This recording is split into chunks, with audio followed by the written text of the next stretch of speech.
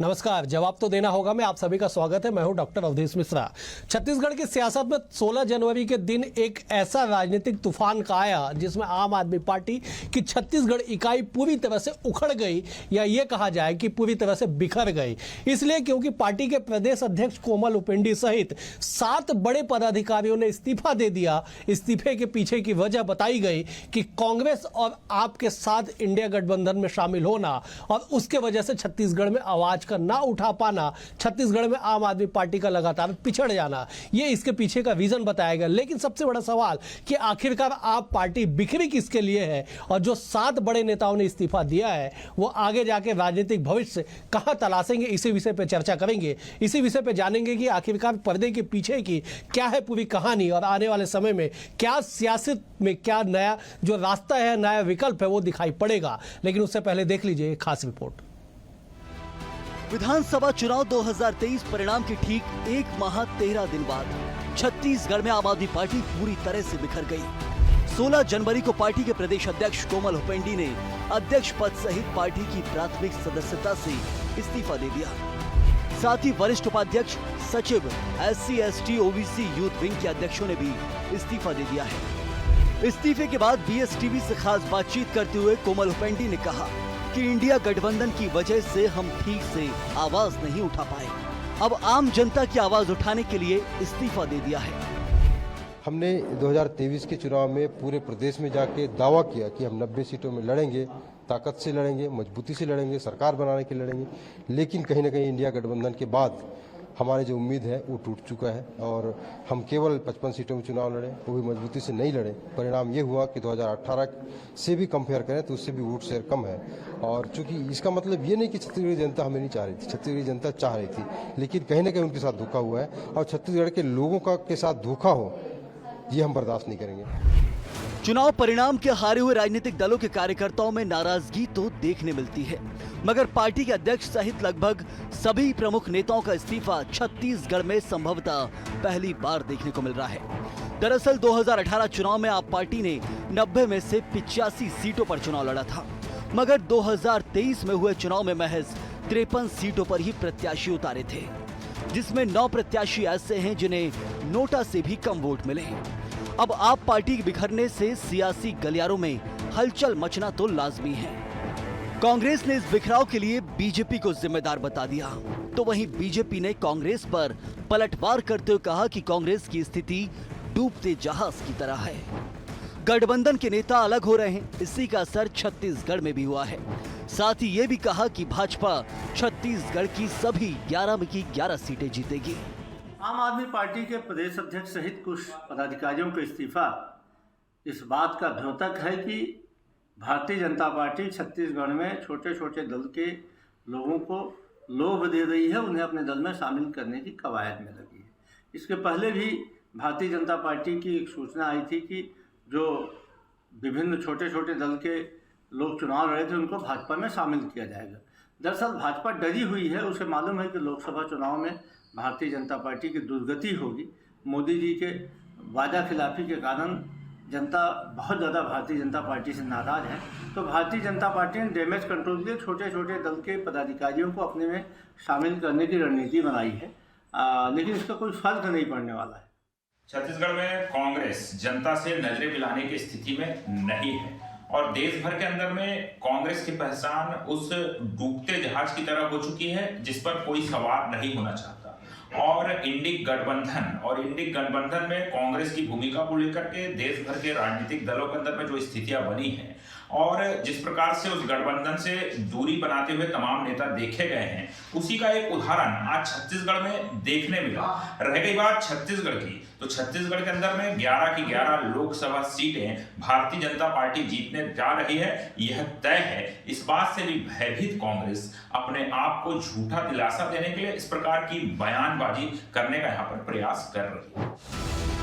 सियासत में राजनीतिक महत्वाकांक्षा के लिए दल बदल, इस्तीफा प्रवेश की बातें कोई नई नहीं है, मगर किसी राष्ट्रीय दल के एक पूरे प्रदेश नेतृत्व का इस्तीफा सच में कई सवालों को जन्म देता है। बहरहाल लोकसभा चुनाव से ठीक पहले आप पार्टी इस बड़े बिखराव से कैसे उबर पाएगी, और जिन्होंने इस्तीफा दिया उनका राजनीतिक भविष्य क्या होगा ये तो वक्त ही तय करेगा। Bureau report, BSTV, Chhattisgarh.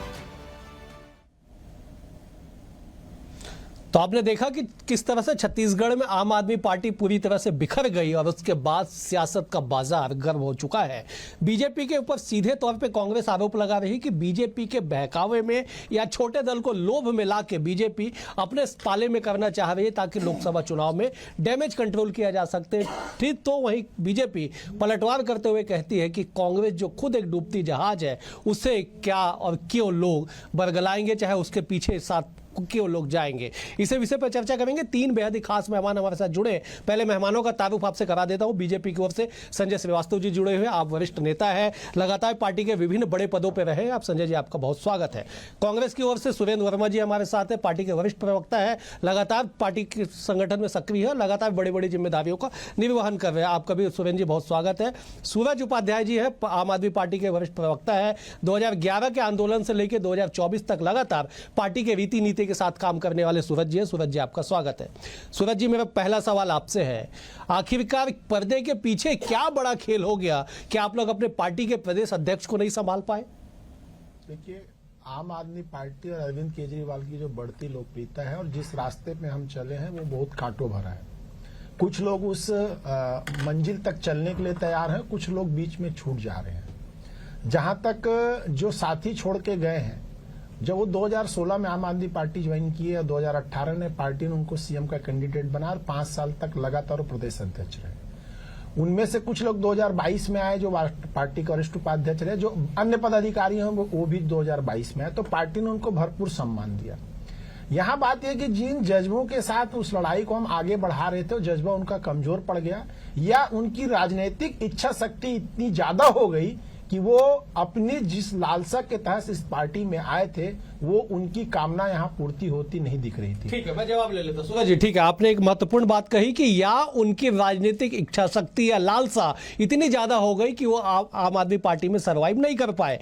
लेकिन बड़ी बात यह है कि पार्टी के प्रदेश अध्यक्ष का इस्तीफा दे देना, 6 मोर्चा प्रकोष्ठों के अध्यक्ष का इस्तीफा दे देना, वरिष्ठ उपाध्यक्ष का इस्तीफा देना, सचिव का इस्तीफा देना, कुल मिला के कि आम आदमी पार्टी का शीर्ष नेतृत्व ही पूरा का पूरा इस्तीफा दे दिया, जिसके बाद सवाल उठने लगा है कि आखिरकार आम आदमी पार्टी बिखरी किसके लिए है। संजय जी, आपसे सवाल है, कांग्रेस आरोप लगा रही है कि आप लोग छोटे दलों को, हालांकि आम आदमी पार्टी राष्ट्रीय दल है, राष्ट्रीय दल का उपाधि उन्हें प्राप्त, अप्रैल 2023 में उन्हें राष्ट्रीय दल का दर्जा दिया गया, लेकिन छत्तीसगढ़ में जो स्थितियां हैं वो बताती है कि आप लोग उन्हें प्रलोभन दे के अपने दल में शामिल कराने के लिए इस तरह के कृत्य आप पर्दे के पीछे से बीजेपी करवा रही है। जवाब दे दीजिए।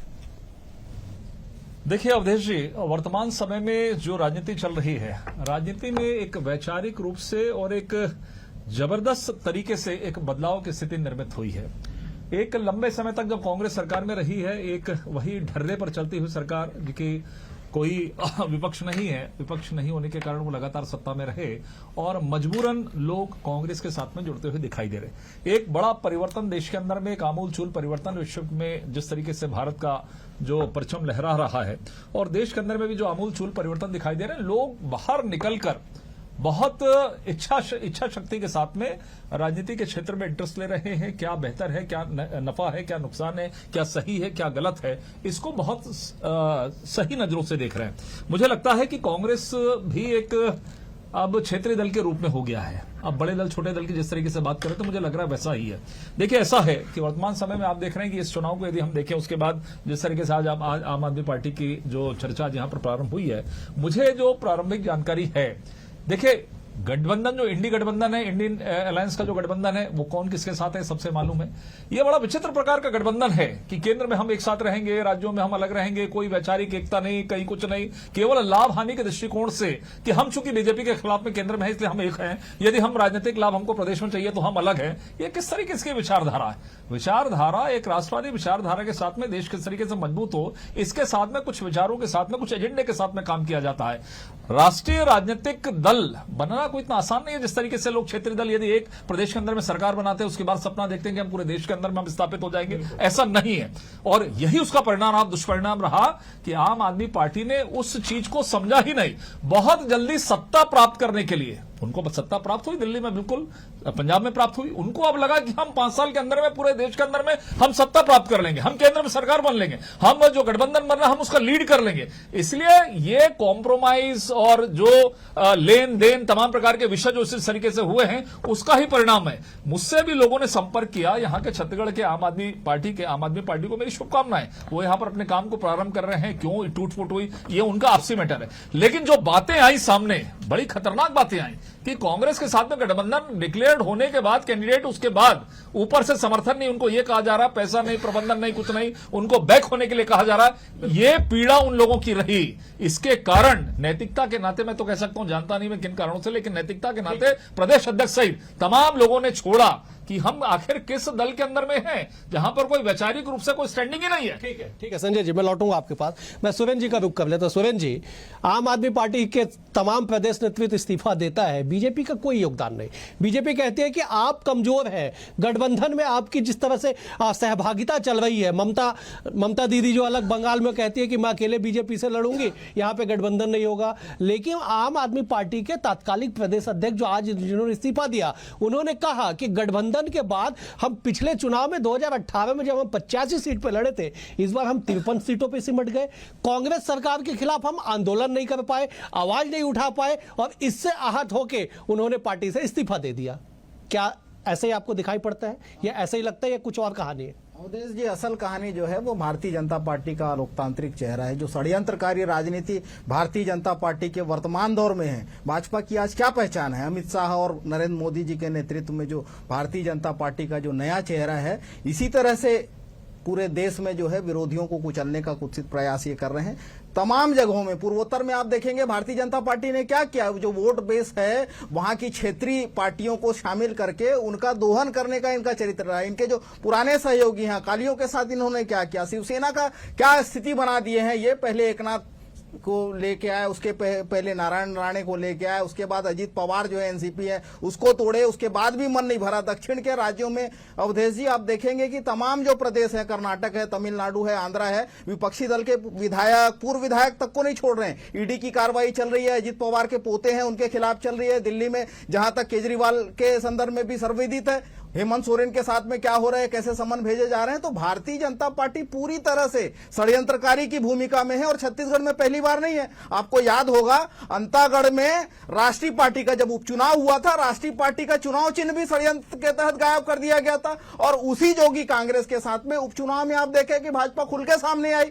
और पिछले चुनाव में 2023 का भी जो विधानसभा हाल ही में हुआ है, उसमें आप देखेंगे महत्वपूर्ण बात अवधेश जी कि जो अन्य दलों का वोट बेस होता था छत्तीसगढ़ में, ये मायावती की पार्टी जो है बहुजन समाज पार्टी को यहां पर खत्म किया, पूरे देश में इनका इसी तरह से रहा। जोगी कांग्रेस का जो वोट बेस था, पिछले बार जो 7 विधायक जीत के आए थे उनके, ये तो चर्चा है कि जोगी कांग्रेस की टिकट भी इन्होंने बांटा, अरविंद नेताम जी की पार्टी खड़ा करवा के वहां से भी ये, तो ये एक वर्ग को दूसरे वर्ग के साथ लड़ाना, दूसरे अन्य जो छोटे दल हैं उनको खत्म करना, ये भाजपा के षड्यंत्र का हिस्सा है। और उसी के तहत आम आदमी पार्टी के जो पदाधिकारी हैं उनको किसी न किसी तरह से प्रलोभन या डर दिखाकर जो कर रहे हैं पूरे देश में, ये उनका एक्सटेंशन है। ठीक है सुरेंद्र जी, मान लिया जाए आपकी बात सही है कि षड्यंत्र का हिस्सा है। कोमल हुपेंडी इस्तीफा दे देते हैं, उनके साथ 7 लोग इस्तीफा दे देते हैं। आप कहते हैं कि पिछले भी दिनों में इस तरह का कृत्य हुआ, जोगी कांग्रेस का टिकट बीजेपी ने बांट दिया, जोगी कांग्रेस को फंडिंग बीजेपी ने कर दी। आप सत्ताधारी दल थे, पर्दे के पीछे आप भी खेल सकते थे, आप कहां चूक गए? अवधेश जी, ये कांग्रेस का चरित्र कभी नहीं रहा है। कांग्रेस लोकतांत्रिक पार्टी है और लोकतांत्रिक मूल्यों की स्थापना के लिए हम संघर्ष करते हैं। यह सत्ता की हवस में भारतीय जनता पार्टी इस तरह से कुत्सित सहन भले कर ले, लेकिन ये कांग्रेस की परंपरा नहीं रही है। 2018 में पार्टी का प्रदर्शन ऐसा रहा कि पहली बार विधानसभा का चुनाव लड़ी, 0.87% आप लोग को वोट मिला, 85 सीटों पे आपने चुनाव लड़ा। 2023 में स्थितियां और ज्यादा बिगड़ गई। 2018 में प्रदेश अध्यक्ष जो थे संकेत ठाकुर रायपुर ग्रामीण से चुनाव लड़े थे, 1059 वोट मात्र उनको मिला था प्रदेश अध्यक्ष को। इस बार आपने कोमल हुपेंडी को उस समय सीएम घोषित कर दिया था, इस बार कोमल हुपेंडी चुनाव लड़ते 15,000 वोट पाते हैं। आखिरकार पार्टी कहां बढ़ रही थी? जो पार्टी को डिस्ट्रॉय कर दिया गया, पार्टी को पूरा समाप्त कर दिया गया, पार्टी तो अपने आप सिमट गई। आप 85 से 53 सीटों पे आ गए। देखिए अवधेश जी, विश्व की सबसे बड़ी पार्टी का होने का दावा करने वाली भाजपा तमिलनाडु में किस स्थिति पे है, केरल में किस स्थिति पे है, पंजाब जैसे में ये अकाली दल के साथ मिलकर लड़ते रहे, तो उनके कार्यकर्ता तो इस्तीफा नहीं दे रहे हैं। यहाँ पे मैंने जैसे पहले बोला कि इनकी राजनीतिक इच्छा शक्ति या लालसा इतनी हावी हो गई, ये जिन चीजों को लेके आए थे, आप ये भूल गए कि आप 2016 में आए, आप 2022 में आए, ना जाने कितने कार्यकर्ताओं के विश्वास पे कुठाराघात करने का काम किए। अगर इन्होंने सर एक मेरी कंप्लीट, अगर इनको पार्टी से प्रॉब्लम थी तो ये अपने कार्यकर्ताओं के पास जाते, अपनी बात रखते, कोई विचार करते। आज एक बात आई, किसी पत्रकार ने पूछा कि आगे क्या रणनीति है, बोलते हैं आप बाकी जिलाध्यक्षों से बात करेंगे। आप पार्टी से इस्तीफा देने के बाद जिलाध्यक्ष से बात करेंगे, उसके पहले आपने बात क्यों नहीं किया? कोमल उपेंद्र जी का एक स्टेटमेंट है कि मैं आदिवासी बच्चा हूं, आदिवासियों की लड़ाई लड़ने आया था, अनुसूचित जाति की लड़ाई लड़ने आया था, पिछड़ा वर्ग की लड़ाई लड़ने आया था। इन तीनों की लड़ाई लड़ने वाली पार्टी का नाम है छत्तीसगढ़ में सर्व आदिवासी समाज। ठीक है, मैं ये बोलना चाहता हूं कि क्या आप भाजपा ना ज्वाइन करके सर्व आदिवासी समाज के साथ जाएंगे? दूसरी बात, आम आदमी पार्टी की विचारधारा भाजपा के साथ कभी मेल नहीं खाती, और अगर आप आम आदमी पार्टी की विचारधारा के साथ थे, अब वो कौन सी विचारधारा है जिसके लिए आप भाजपा की तरफ मुंह ताक रहे? इसका मतलब है कि आप किसी षड्यंत्र के हिस्सा बन गए और आपने। क्या ये कंफर्म हो गया कि वो सारे लोग भाजपा ज्वाइन कर रहे हैं? आप जिस तरह से भाजपा पे आपने सवाल उठाया कि विश्व की सबसे बड़ी पार्टी कही जाने वाली पार्टी का साउथ में और पंजाब का आपने जिक्र किया कि क्या स्थिति है, क्या ये तय हो गया कि तमाम लोग कोमल उपेंद्र सहित भाजपा ज्वाइन करेंगे? मैंने उनसे एक ही सवाल किया है कि अगर आप बोलते हैं कि मैं आदिवासियों की लड़ाई लड़ने आया था, अभी हसदेव का जंगल कट रहा था, आज दिनांक को आपने इस्तीफा दिया, इसके पहले ना तो आपके हसदेव जंगल कटने का कोई स्टेटमेंट आया, ना आप हसदेव के जंगल गए, ना आदिवासियों की आवाज उठाए। तो ये फर्जी हितैषी होने का दावा बंद करिए और अपने स्वयं के हितैषी होने का प्रमाण दीजिए, और नहीं तो सर्व आदिवासी समाज ज्वाइन कर लो, समाज ज्वाइन कर लो। भाजपा के साथ विचारधारा नहीं मिलती है, और अगर आप भाजपा के साथ जा रहे, अगर नहीं जा रहे हैं, तो आपका असली चेहरा उजागर होगा, आपका कुषड्यंत्र जो है वो जनता के सामने आएगा। और छत्तीसगढ़ के कार्यकर्ता सूरज जी मैं रोकूंगा, हमारे साथ वरिष्ठ पत्रकार उचित शर्मा भी जुड़ गए हैं, छत्तीसगढ़ के तासीर के राजनीतिक तासीर को बेहद करीब से समझते और जानते हैं। उचित जी, मेरा सवाल आपसे है कि आप पार्टी बिखर गई, सवाल एक ही है कि किसके लिए बिखर गई? सीधा जवाब दे दीजिए आप। देखिए, आम आदमी पार्टी के शीर्ष नेतृत्व जो है वो रिमोट कंट्रोल के माध्यम से छत्तीसगढ़ को चलाना चाहता है। नो डाउट कि यहाँ के कार्यकर्ता बहुत मेहनती है, बहुत मेहनत से लंबे समय से काम कर रहे हैं, मगर रिमोट कंट्रोल से और सरोगेसी से पॉलिटिक्स करना चाह रहे हैं। वो पूरे के पूरे मैसेज वो आप देखिए कि पहले जब तक गोपाल जी थे बहुत अच्छी चल रही थी, संजीव झा जी आए बहुत अच्छी चल रही है, संदीप पाठक एक नए प्रशांत किशोर बन के जो इधर आ रहे हैं, जो एक सीईओ के माध्यम, मैं नेता कम उनको सीईओ ज्यादा मानता हूँ, एक सीईओ के माध्यम से वो चुनाव में काम करने की कोशिश कर रहे हैं। तो नो डाउट की उपेक्षा हो रही है, लोगों की उपेक्षा हो रही है, लोगों की बात सुनी नहीं जा रही है, जो अध्यक्ष है उनकी बात नहीं सुनी जा रही है।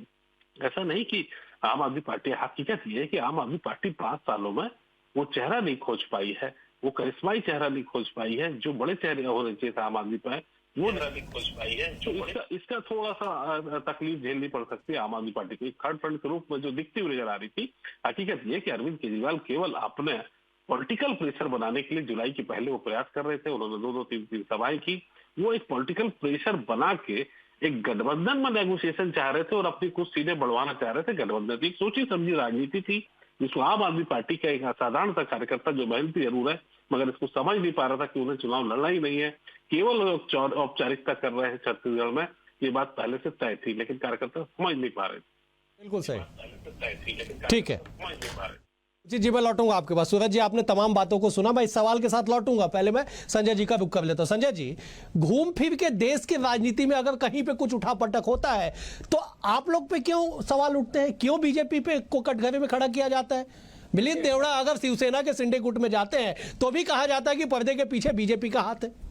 देखिए, यही जो हिंदुस्तान के अंदर में कहावत है कि अपना घर जब कमजोर होता है और ये मानसिकता रहती है कि हम अपने आप को कमजोर नहीं समझ के हम दूसरे पर आरोप लगाकर अपनी कमियों को छुपाने का प्रयास किया। लगभग यही स्थिति आज कांग्रेस की और यही आम आदमी पार्टी की है।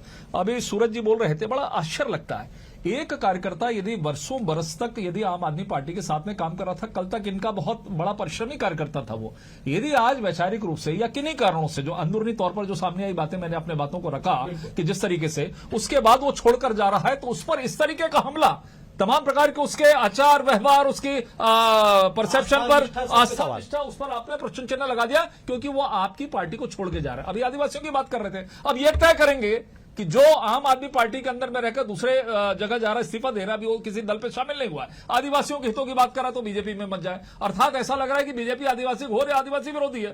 कांग्रेस से 5 साल पीठ ठोका ना आदिवासियों के लिए, खूब सीटें दी थी आदिवासियों ने 2018 के चुनाव में। इस बार क्या स्थिति रही? क्या आप उन तमाम आदिवासियों पर भी सवाल खड़ा कर रहे हो, आदिवासी समाज पर भी सवाल खड़ा कर रहे हो? जो सरगुजा के अंदर में 14 सीटें, जो बस्तर के अंदर में 8 सीटें, जो आदिवासी समाज ने भाजपा के साथ में दिया है, भाजपा के कामों के आधार पर दिया है, उन पर भी आप एक कार्यकर्ता का और आम आदमी पार्टी के कार्यकर्ताओं के कारण आप उन पर सवाल खड़ा करने का प्रयास कर रहे हैं और ये कह रहे हैं कि नहीं, यदि आपको काम कर रहा तो सर्व आदिवासी समाज में जाओ। इसका क्या, इसका अर्थ है कि आपका पैक्ट था सर्व आदिवासी समाज से, आपका पैक्ट था। और सीधी सी बात जो सामने आई, केवल दिखावा मात्र था, इनका कांग्रेस के साथ में इंटरनल पैक्ट था। ये खुला आरोप, वो परेशान होकर, वो आम आदमी पार्टी और कांग्रेस के षड्यंत्र से परेशान होकर बाहर निकले कि जो लड़ना चाहता था, अरे छोड़िए वोट बैंक को, 1000 मिलेगा 2000 मिलेगा, संघर्ष है। बीजेपी पे भी संघर्ष किया 1980 से, हम जाकर आगे 2000 में आकर हम सरकार में 20 सालों के हमारे संघर्ष को आपने धराशायी कर दिया। वो भी संघर्ष करना चाहते थे, लेकिन आप लोगों ने उनके साथ में चीटिंग की कि नहीं, अब आपको आगे नहीं बढ़ना है, हमारा इंटरनल पैक्ट है, हम केवल अपनी उपस्थिति दर्ज करा रहे थे, दरअसल हमारा कांग्रेस के साथ में गठबंधन है। यह खुलासा उन कार्यकर्ताओं ने किया है जो आज यहां पर इस्तीफा देकर खड़े हैं। संजय जी लौटूंगा। सुरेंद्र जी, अब सवाल आप लोगों के ऊपर उठ रहा है, मतलब कांग्रेस पार्टी पे उठ रहा है। उचित जी ने भी बड़े गंभीरता से इस बात को कहा कि बीजेपी तो पूरे पर्दे में है ही नहीं, बीजेपी या आम आदमी पार्टी को रिमोट से दिल्ली से चलाया जा रहा था और गठबंधन में अपनी सीटें बढ़ाने के लिए इस तरह का खेल खेला गया कि जो पार्टी 2018 में पहली बार विधानसभा चुनाव छत्तीसगढ़ में लड़ती है वो 85 सीट पे लड़ती है और 2023 में 5 सालों बाद जब लड़ती है तो 53 सीट पे आ जाती है। क्या केवल गठबंधन के लिए ये पूरा खेल खेला गया कि एक तीसरे दल के उदय होने से पहले ही आप लोगों ने षड्यंत्र करके उसे समाप्त कर दिया छत्तीसगढ़ में? अवधेश जी, आपको याद होगा पिछले दिनों भारतीय जनता पार्टी ने पूरे देश में एक कार्यक्रम शुरू किया कि हर बूथ में प्रभावशाली लोगों को ढूंढो और उनको भाजपा में शामिल करो। ये बड़े पैमाने पर खेला गया। जो बड़े पैमाने पे जो राजनीतिक दल के सदस्य थे उनको केंद्रीय एजेंसियों का डर दिखाओ, ईडी, आईटी, सीबीआई का डर दिखाओ, उन पर भ्रष्टाचार का आरोप लगाओ और दाग धोने के लिए भाजपा में शामिल कर लो। तो ये स्कीम जो है देश के इतिहास में पहली बार आया और ये जो है अलोकतांत्रिक पैतरा है भाजपा का और पूरे देश में यही चल रहा है क्योंकि मोदी की गारंटी तो सब जगह फर्जी हो चुके हैं। ये जुमलेबाजी को देश की जनता समझ चुकी है। सुनवाई की बात कर रहे थे, निश्चित तौर पर यदि कार्यकर्ताओं के हक और अधिकारों का गला घोटा जा रहा है, कहीं घोर उपेक्षा हो रही है, वो भाजपा संगठन के भीतर हो रही है। संजय श्रीवास्तव जी वरिष्ठ नेता हैं, ये बताएं सरगुजा के तो प्रभारी थे, सरगुजा में किन विषयों में वोट मांगे और सरगुजा के जंगल तेजी से। सुरेंद्र जी समय का अभाव है, मैं लौटूंगा आपके पास, एक बार उचित जी का रुख कर लेता हूं। उचित जी, आम आदमी पार्टी छत्तीसगढ़ में पूरे ऊपरी धरा जो है वो समाप्त हो गया। अब आपको क्या लगता है कि कोई भविष्य है आम आदमी पार्टी का? कुछ जो तलाशें हैं वो पूर्ण हो पाएगी? बहुत छोटा सा जवाब चाहूंगा, फिर मैं सूरज जी के पास जाऊंगा। देखिए, आम आदमी पार्टी अभी भी अपनी नीति के हिसाब से जो उनका थी वो अब उससे इतर चलने लगी है। अब अलग अलग वो एक्चुअल जो आम आदमी पार्टी को होना चाहिए था, जिस विचारधारा से वो आए थे, अब वो रही दी गई है। यहाँ पे भी आप देखिए जाति, रीति, नीति, धर्म से ऊपर उठकर उन्होंने बात की थी, लेकिन हकीकत ये है कि आज भी वो ट्राइब चेहरा ही खोजते हैं अध्यक्ष बनाने के लिए। उनसे काफी श्रेष्ठ और योग्य सूरज जी आपके सामने बैठे हैं, काफी साल से संघर्ष कर रहे हैं। ठीक है, मैं सूरज जी का रुख कर लेता। सूरज जी, यही सवाल आपके लिए है कि क्या आम आदमी पार्टी का भविष्य अब छत्तीसगढ़ में आपको दिखाई पड़ रहा है? पार्टी के जिम्मेदार सदस्य हैं आप। ये वैसे ही सवाल है, मोदी नहीं तो कौन। कोमल उपेंडी 2016 में आए तो 2012 से 16 के बीच आम आदमी पार्टी को बहुत लोग चलाने वाले थे और जो बाकी के 5 सदस्य 2022 में आए और जो 7वां सदस्य 2019 में आया, तो किसी के आने और जाने से किसी का परिवार नहीं रुक जाता है। वो 7 लोग गए हैं, 70,000 और 7 लाख कार्यकर्ता है जो अपने पसीने से 2011 से 2024 में आपको मैं संजय जी के पास 20 सेकंड के लिए जाऊंगा। संजय जी, 20 सेकंड में आपका आखिरी कमेंट। क्या इस तरह की राजनीति की सूचिता से जोड़ के देखा जाएगा? देखिए, ऐसा है, जो कमजोर लोग होते हैं वो मजबूत आदमी पर इसी तरीके के प्रश्न चिन्ह लगाते हैं। मेरी तो शुभकामनाएं हैं कि आम आदमी पार्टी अपना काम करे, लेकिन कार्यकर्ताओं के साथ में उचित व्यवहार करे। इस तरह का षड्यंत्र कम से कम मैदान पर उतारने के बाद उनको बैकफुट पर लाना, मुझे लगता है ये एक षड्यंत्र का हिस्सा था। आज इंडी जो अलायंस है, ये तो आपस ही में लड़ पड़ रहे हैं, 1 सीट 2 सीट 5 सीट। क्या स्थिति है इनकी? पहले अपनी स्थिति को तो सुधार लें ऊपर सर्वे, तब जाकर वो कार्यकर्ताओं को समझाए। मुझे लगता है किसी भी कार्यकर्ता के साथ में, किसी भी दल के अंदर में इस तरीके का व्यवहार नहीं होना चाहिए। ठीक है, बिल्कुल। आप चारों मेहमानों का बेहद शुक्रिया। संजय जी आपका शुक्रिया, सूरज जी आपका शुक्रिया, सुरेंद्र जी आपका शुक्रिया, उचित जी आपका भी शुक्रिया। कुल मिला के कि छत्तीसगढ़ राज्य गठन के बाद से इतिहास है कि कोई भी तीसरी शक्ति राजनीतिक तौर पे उदय नहीं हो पाई है। 2018 में जरूर जोगी कांग्रेस 7 सीटों के साथ, गठबंधन के 7 सीटों के साथ विधानसभा में पहुंची थी, लेकिन उसके बाद जोगी कांग्रेस 1 सीट के लिए अगले चुनाव में तरस गई और आम आदमी पार्टी खाता खोले बिना ही इस स्थिति में पहुंच गई कि अब सवाल उठने लगे हैं कि पार्टी का भविष्य क्या होगा। फिलहाल छत्तीसगढ़ की सियासत में और क्या कुछ देखने को मिलेगा आने वाला वक्त तय करेगा, लेकिन इतना तय है कि लोकसभा चुनाव से पहले छत्तीसगढ़ के सियासत में क्या ऐसे तूफान और भी आएंगे। फिलहाल आज के लिए इतना ही। कल एक और विषय के साथ होगी आपसे मुलाकात, तब तक के लिए नमस्कार।